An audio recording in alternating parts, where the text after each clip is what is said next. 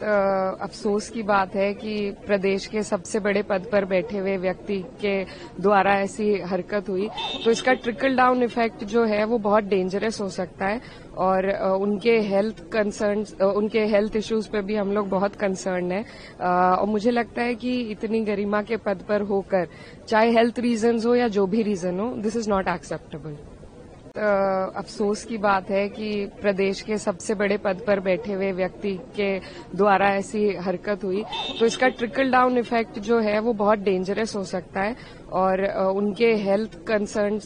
Health issues पे भी हम लोग बहुत कंसर्न है। और मुझे लगता है कि इतनी गरिमा के पद पर होकर, चाहे हेल्थ रीजंस हो या जो भी रीजन हो, दिस इज नॉट एक्सेप्टेबल।